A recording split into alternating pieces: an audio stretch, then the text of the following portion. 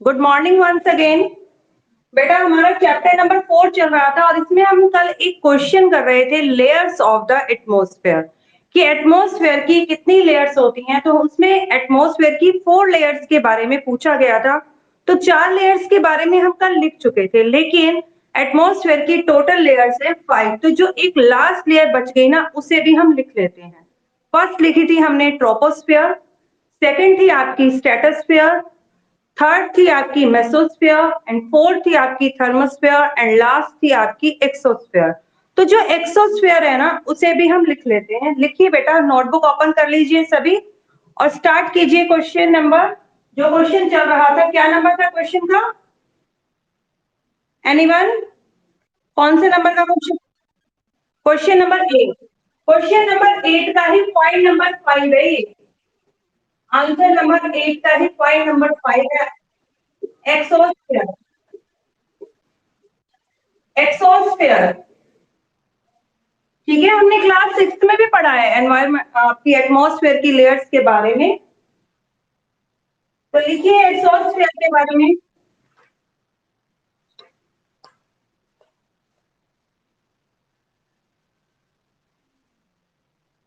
Yes, तो ये है आपकी 5th layer exosphere. The exosphere is the exosphere. आवाज नहीं। The exosphere is the upper most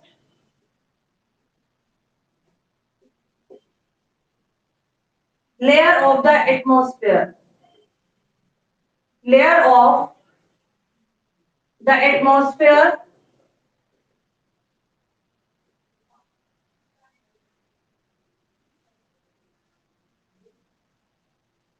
it has no outer limit. It has no outer limit. Only that, बोलो, क्यों mic on कर रहे हो? Only light gases are present here. बस इतना ही लिख लीजिए आप इसके बारे में, एक्सोस्फेयर के बारे में सफिशिएंट है आपके लिए। Question number 9। Question number 9।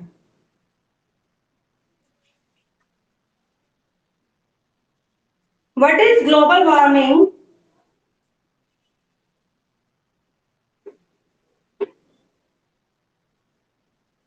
What is global warming?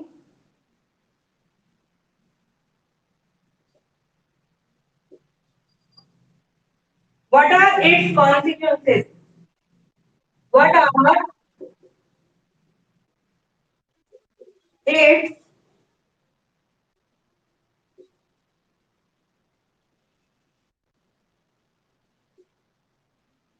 Consequences का मतलब होता है इसके परिणाम।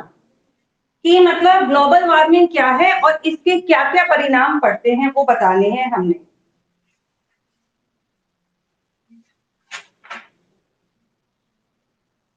Answer,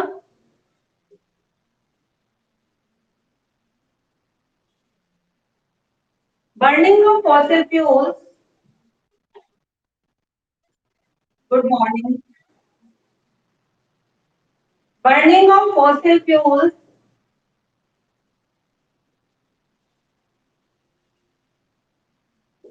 smoke from industries, smoke from industries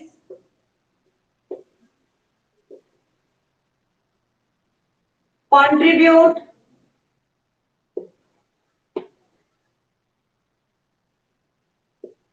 contribute to an increase in the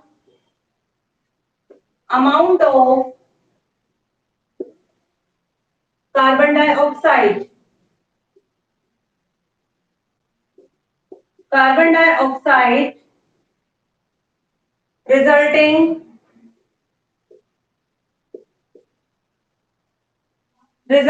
in global warming,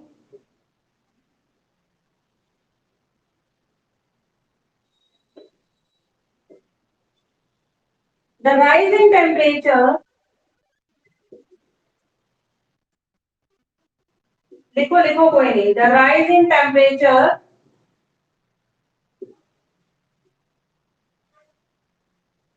will result in the melting of will result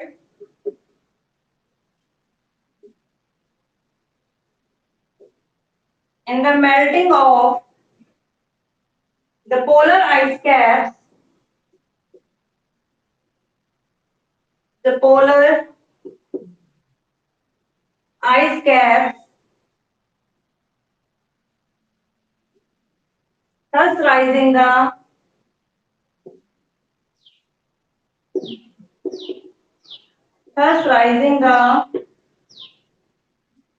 sea level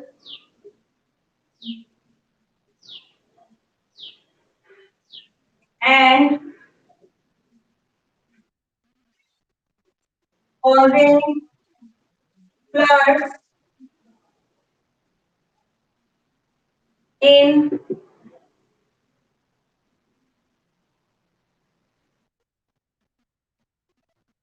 coastal regions. लिखिए, देखिए, what is global warming? Global warming किसे कहते हैं? What are its consequences? इसके क्या क्या परिणाम हैं?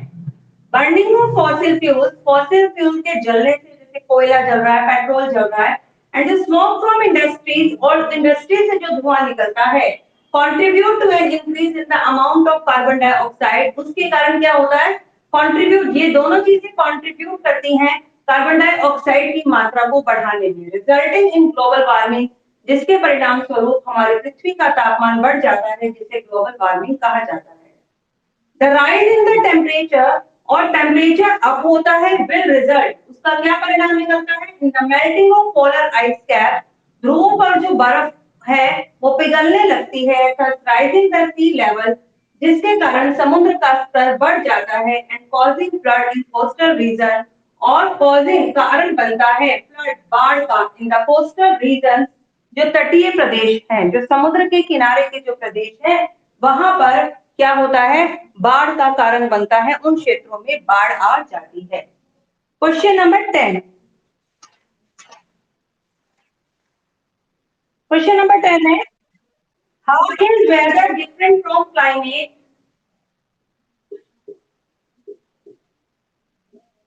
How is whether different from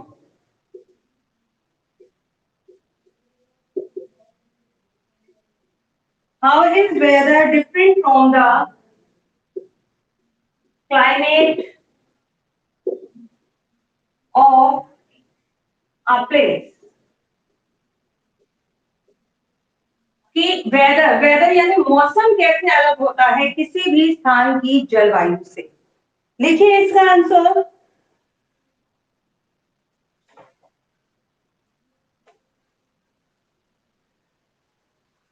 हो गया बेटा ये सभी का? जल्दी कीजिए बेटा, मैं अरेंज करूंगी इसे फिर। इतना धीरे नहीं लिखते हैं।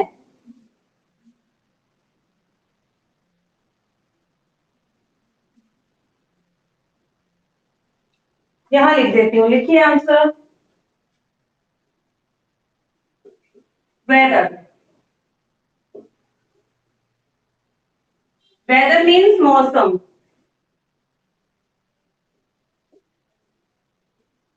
The day to day changes in the atmosphere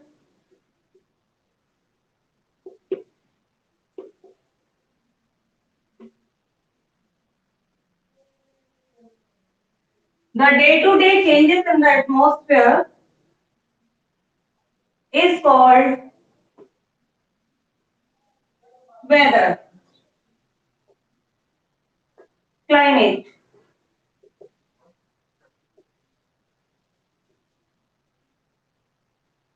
The average weather condition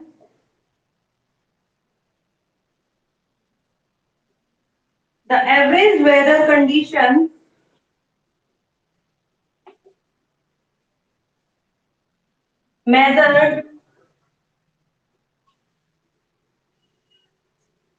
over many years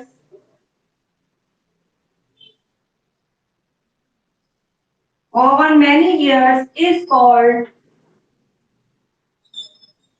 climate.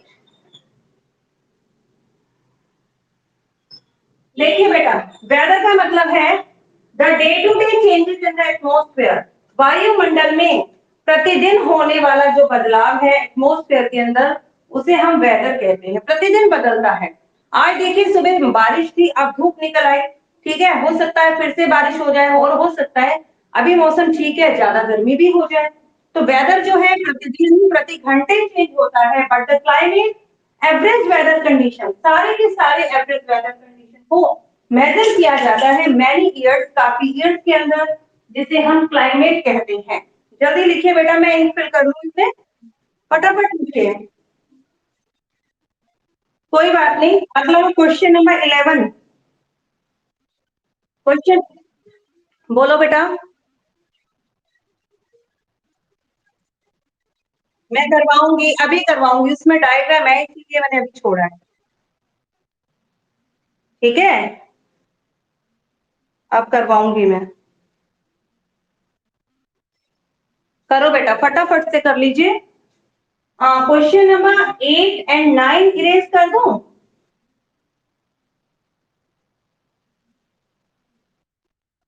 ठीक है, ठीक है, ठीक है बेटा, ठीक है। अच्छा ये बताइए, आप में से बुक किसके पास नहीं है? बुक, मैंने कहा जिसके पास नहीं है वो बताए। उसके अंदर ना दो डायग्राम है, क्वेश्चन नंबर, नेक्स्ट जो क्वेश्चन है आपका, क्वेश्चन नंबर 11, टू डायग्राम्स है उसके अंदर। तो ऐसा करते हैं, मैं क्वेश्चन लिखवा देती हूँ और डायग्राम आप अपनी बुक से बनाना। जिसके पास बुक नहीं है, तो मैं आज इन क्वेश्चंस को आपकी ऐप पर भी डालूंगी, जिसके जो क्वेश्चन रह रहे हो वो कंप्लीट कर लेना और डायग्राम भी बना लेना, ऐप में मैं भेज दूंगी डायग्राम को। तो लिखिए, आपका लास्ट क्वेश्चन बचता है, draw a diagram to show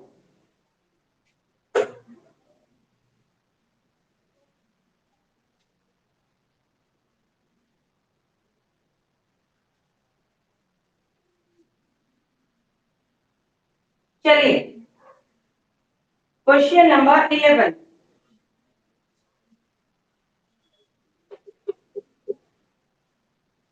लिखिए, draw a diagram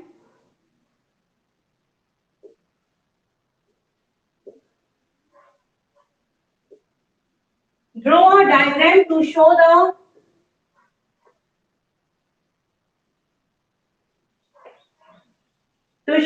permanent pressure,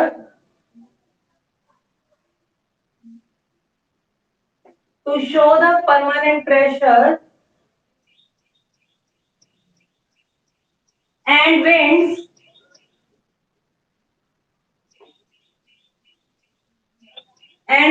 belt of the world. Explain why there is always, explain why there is always low pressure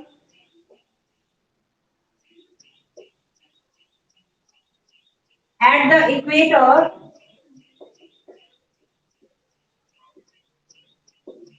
low pressure at the equator and high pressure at the high pressure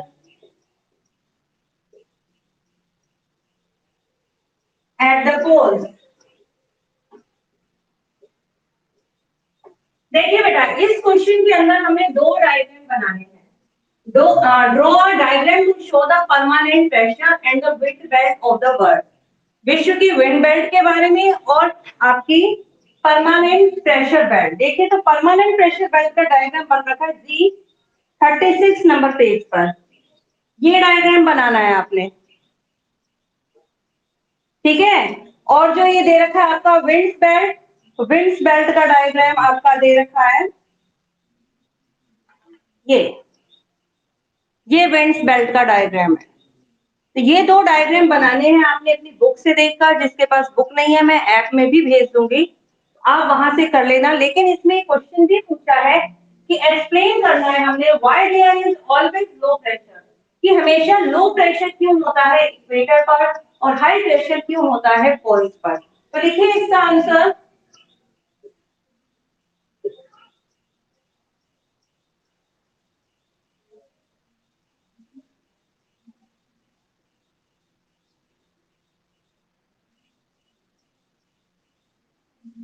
लिखो बच्चों.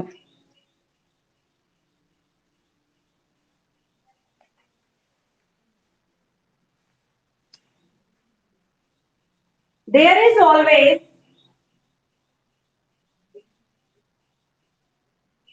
there is always low pressure. There is always low pressure at the equator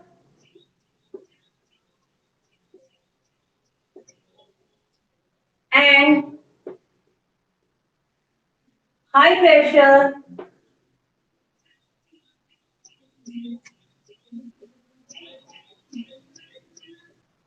at poles. High pressure at poles because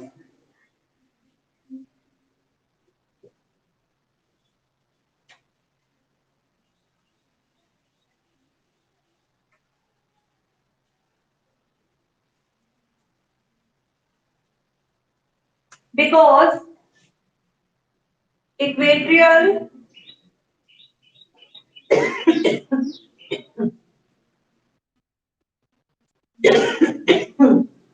low pressure belt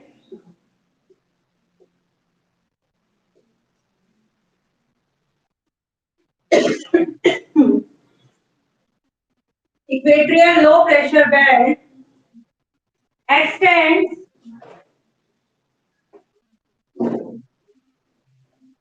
from the equator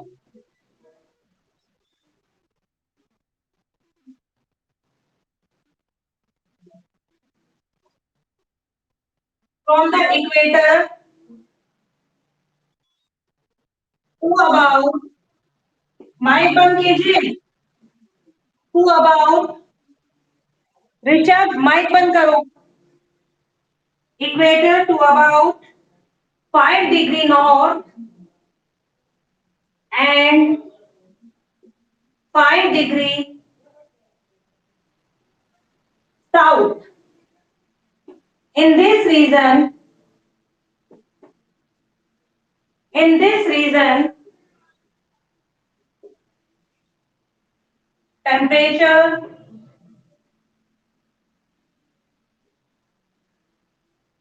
in this region temperature is high.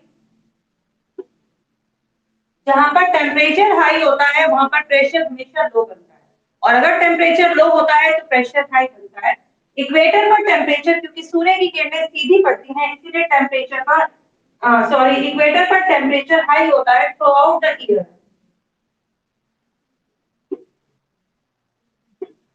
Throughout the year,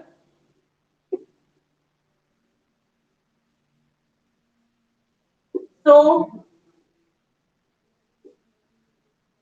so the air pressure is always low. So the air pressure is always low.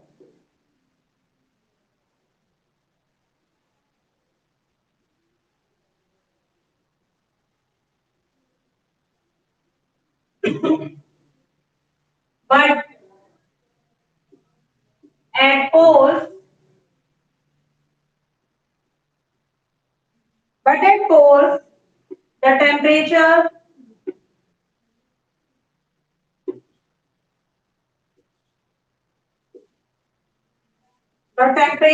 is the lowest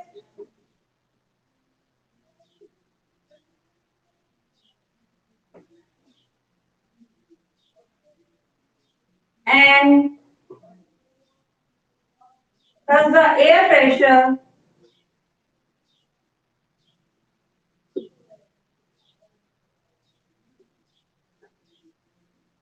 is highest at the poles.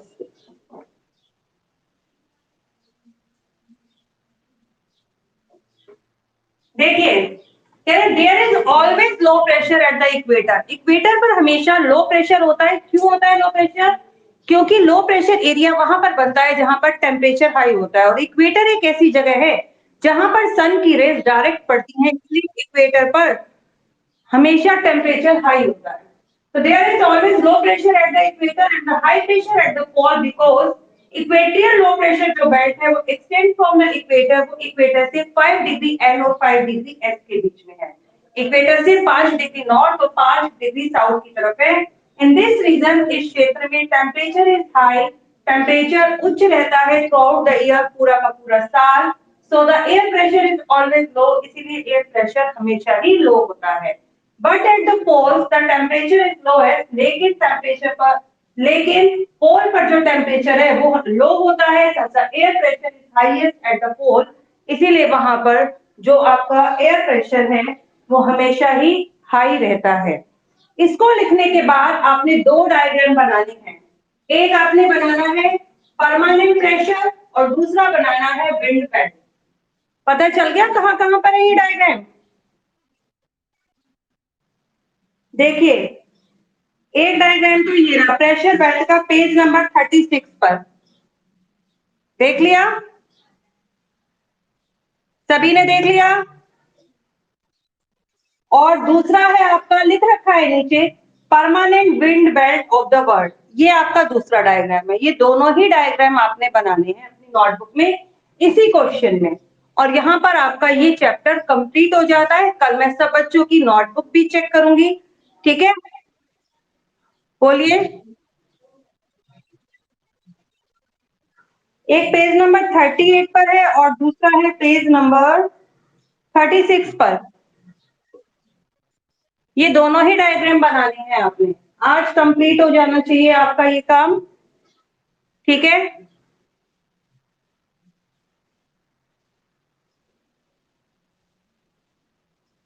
Tanishka, Tanishka,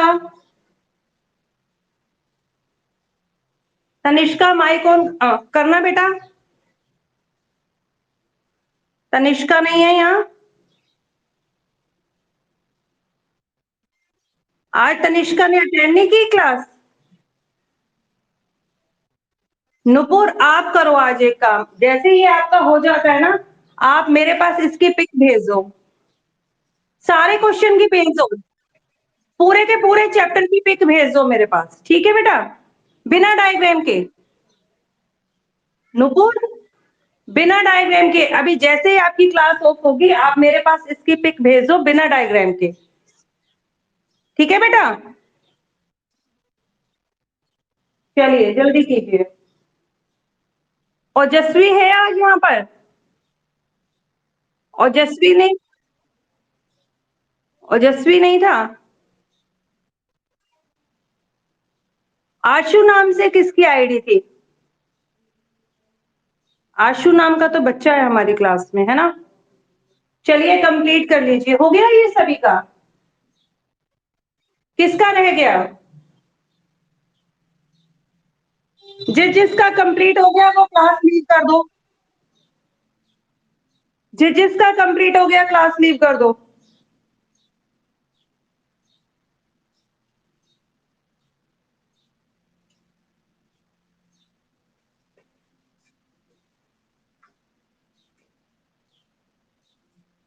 जल्दी करो बेटा, जिसका हो गया वो class leave करो। गुरप्रीत कितना रह रहा है? गुरप्रीत, धर्मेंद्र, ऋषभ कितना?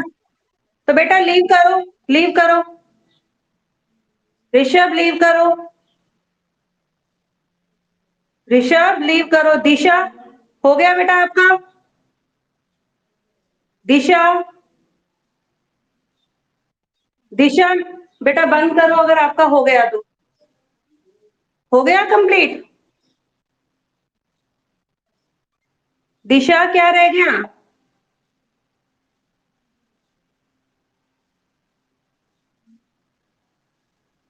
दिशा, दिशा लीव करो। Very good.